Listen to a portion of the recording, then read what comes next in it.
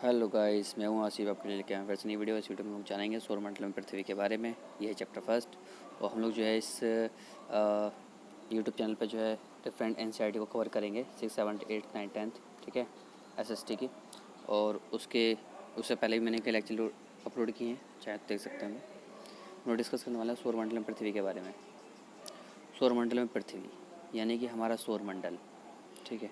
चलिए देखते हैं सौरमंडल हमारा। ये रहा हमारा सौरमंडल।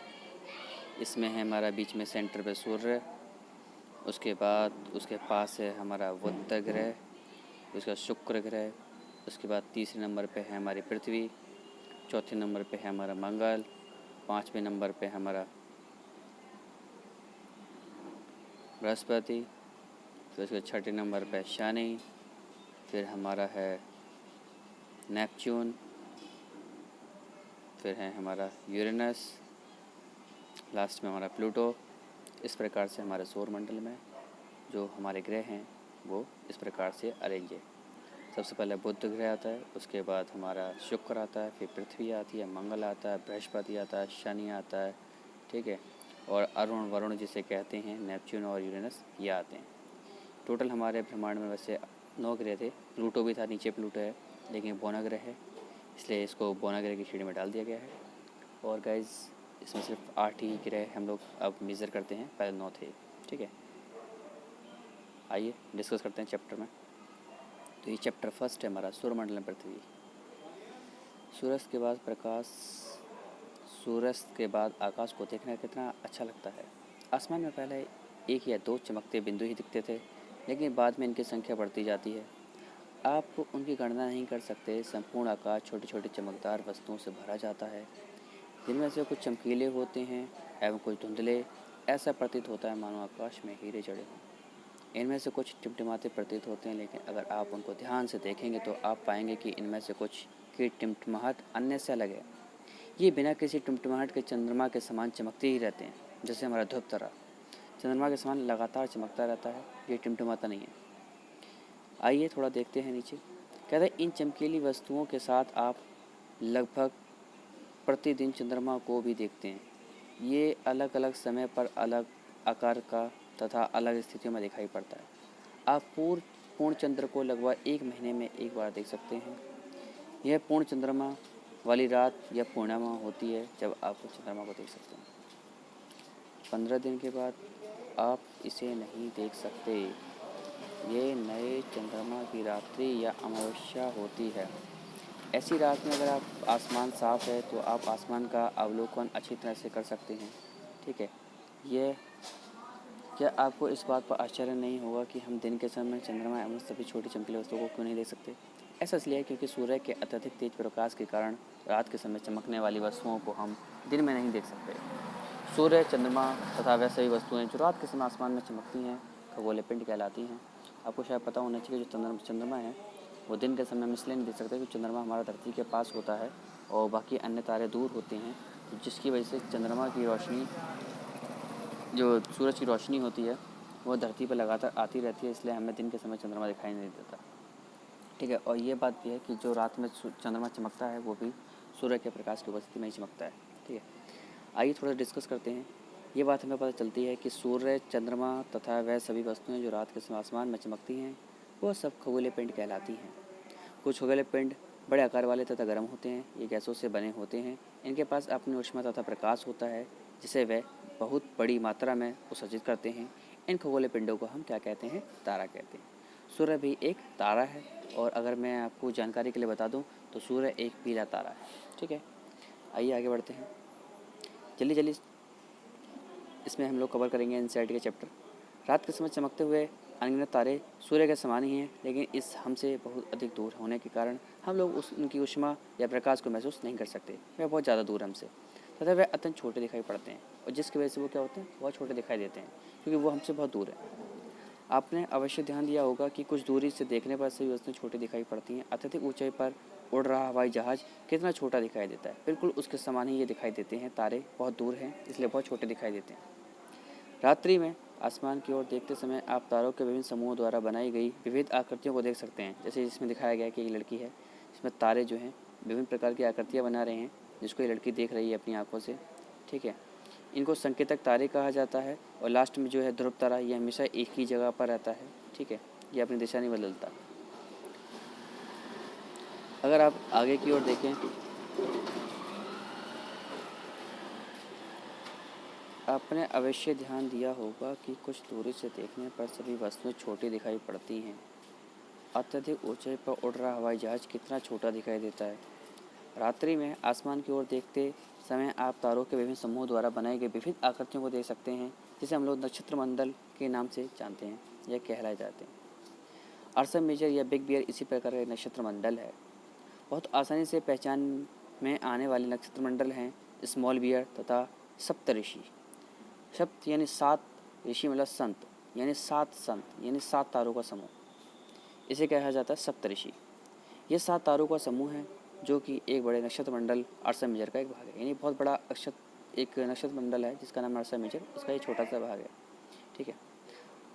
अपने परिवार या पड़ोस में किसी बड़े व्यक्ति से कहिए कि वह आपको आसमान में और अधिक तारों, ग्रहों तथा नक्षत्र मंडलों को दिखाए।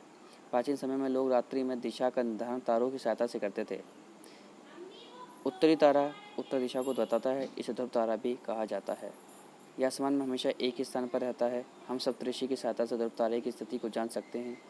चित्र में आप देखेंगे कि यदि सप्तऋषि मंडल के संकेतक तारों को आपस में मिलाते हुए एक काल्पनिक रेखा खींची जाए एवं उसे आगे की ओर बढ़ाया जाए तो यह ध्रुव तारे की ओर इंगित करेगी।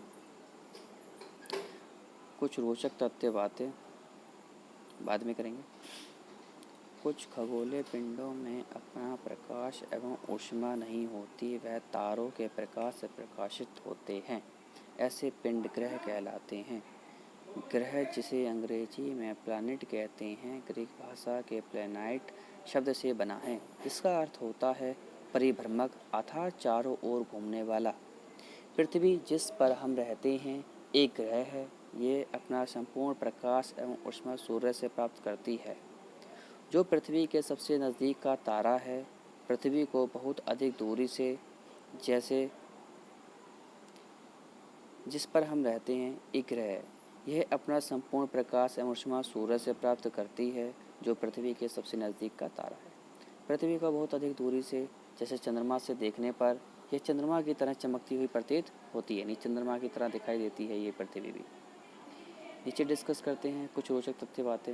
ये कहता है कि बृहस्पति, शनि तथा यूरेनस के चारों ओर छल्ले हैं। ये छल्ले विभिन्न पदार्थों के असंख्य छोटे छोटे पिंडों से बनी पट्टियाँ हैं। पृथ्वी से इन छल्लों को शक्तिशाली दूरबीन की सहायता से देखा जा सकता है, ठीक है। हाँ, बिल्कुल देखा जा सकता है, ठीक है।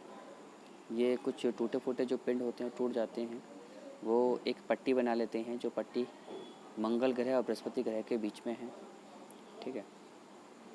उल्का पिंड है होते हैं उसके अंदर बहुत सारे, और वो अर्थात घूमते रहते हैं। चलिए आगे की तरफ देखते हैं। इसके बारे में आप देखें एनसीईआरटी में वही है कि सबसे पहले सूरज के पास जो है हमारा शुक्र है, ठीक है। उसके बाद हमारा सबसे पास में बुध है, मरकरी, उसके बाद शुक्र है, वीनस, उसके बाद तीसरे नंबर पर पृथ्वी है, फिर चौथे नंबर पर मंगल है, फिर बृहस्पति, शनि, उसके बाद यूरेनस, उसके बाद नेपच्यून, यानी जिसको अरुण और वरुण भी कहा जाता है। तो आप इसमें देखेंगे कि इसके पास बहुत सारे हैं, अपने अपने तारे हैं, ठीक है। तो इसको एक बार रीड कर लेना है, बहुत आसान है। आगे बढ़ें तो देखेंगे आसमान में दिखने वाला चंद्रमा एक उपग्रह है। यह हमारी पृथ्वी का सहचर है तथा इसके साथ हमेशा रहेगा तथा इसके चारों ओर चक्कर लगाता रहता है। हमारी पृथ्वी समान 7 अन्य ग्रह हैं। हमारी पृथ्वी के समान 7 अन्य ग्रह और भी हैं जो सूर्य से प्रकाश एवं ऊष्मा प्राप्त करते हैं। उनमें से कुछ के पास अपने चंद्रमा भी हैं, जैसे धरती के पास एक चंद्रमा, मंगल के पास 2 चंद्रमा, बृहस्पति, शनि के पास कई 64, किसी के पास 80, इस प्रकार से चंद्रमा मौजूद हैं, जो कि धीरे धीरे उनकी संख्या बढ़ती जा रही है, ठीक है। सूर्यमंडल जो है हमारा, सूर्यमंडल बना कैसे? सूर्यमंडल बना सूर्य और 8 ग्रहों को मिलाकर सूर्यमंडल कहा गया, तथा उसमें उपग्रह भी आए तथा कुछ अन्य खगोल पिंड भी आए, ठीक है। ये क्षुद्र ग्रह की पट्टी के नाम से जाना जाता है, जिसके अंदर बहुत सारे खगोलीय पिंड हैं, टुकड़े हैं, ठीक है। तो सौरमंडल बनता कैसे है? सूर्य होना चाहिए और 8 ग्रह हैं हमारे, उन 8 ग्रहों के ऊपर भी उपग्रह हैं जो घूमते हैं, चक्कर लगाते हैं। जैसे चंद्रमा एक उपग्रह है, चक्कर लगाता है पृथ्वी के चारों। और कुछ खगोलीय पिंड हैं जो वह भी घूमते हैं, जो कि वह क्षुद्र ग्रह की पट्टी में घूमते हैं। उल्का पिंड मिलकर सूर्यमंडल का निर्माण करते हैं। ये सब मिलकर किसका निर्माण करते हैं? सूर्यमंडल का। उसे हम सौर परिवार का नाम भी देते हैं, जिसका मुखिया सूर्य है। जैसे घर में मुखिया होता है, इसी प्रकार से सूर्य जो है वो हमारे सौरमंडल का मुखिया है, बाकी सारे इसके मेंबर हैं। अगर सूर्य की बात करें तो सूर्य सौरमंडल के केंद्र में स्थित है। ये बहुत बड़ा है एवं अत्यधिक गर्म गैसों से बना है। इसका खिंचाव बल इससे सौरमंडल को बांधे रखता है। सूर्य सौरमंडल के लिए प्रकाश एवं ऊष्मा का एकमात्र स्रोत है, लेकिन हम इसकी अत्यधिक तेज ऊष्मा को महसूस नहीं करते, क्योंकि सबसे नज़दीक का तारा होने के बावजूद ये हमसे बहुत दूर है। सूर्य पृथ्वी से लगभग 15 करोड़ किलोमीटर दूर है। ग्रहों की बात करें तो हमारे सौरमंडल में 8 ग्रह हैं। सूर्य से दूरी के अनुसार अगर सूर्य से देखा जाए कि सबसे पास सूर्य के कौन से ग्रह है, तो सबसे पहले पास में है बुध ग्रह, फिर शुक्र है, पृथ्वी, मंगल, बृहस्पति, शनि, यूरेनस को अरुण बोलते हैं और नेपच्यून को वरुण बोलते हैं। ठीक है, इसको हम इस आसानी से याद भी कर सकते हैं उसकी दूरी के हिसाब से। सूर्य से उनकी दूरी के अनुसार अंग्रेज़ों में ग्रहों के नाम याद रखने का आसान तरीका ये था: my very efficient mother just served us nuts. My very efficient mother just served us. ठीक है, इस प्रकार से भी आप उसको याद कर सकते हैं। एम से मरकरी, वी से वीनस, ई से अर्थ, एम से आपका मंगल। ठीक है, जिसे हम लोग मार्स बोलते हैं, जुपिटर, इसी प्रकार सैटर्न, यूरेनस, नेपच्यून। ठीक है, ये हमारे 8 ग्रह हैं। सौरमंडल के सभी 8 ग्रह एक निश्चित पथ पर सूर्य का चक्कर लगाते हैं। ये रास्ते दीर्घवृत्ताकार में फैले हुए हैं। ये कक्षा कहलाते हैं। बुध सूर्य के सबसे नज़दीक है। अपनी कक्षा में सूर्य के चारों ओर एक चक्कर लगाने में इसे केवल 88 दिन लगते हैं। उसके बाद हमारा है सूर्य के पास दूसरा शुक्र। शुक्र को पृथ्वी का जुड़वा ग्रह माना जाता है, जो कि एक गर्म ग्रह है, क्योंकि इसका आकार और इसकी आकृति लगभग पृथ्वी के ही समान है।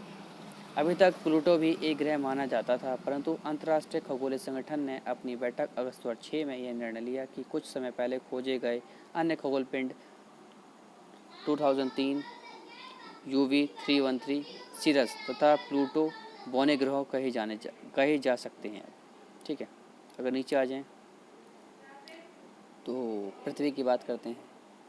पृथ्वी तो 12 मिनट का ये वीडियो हो गया।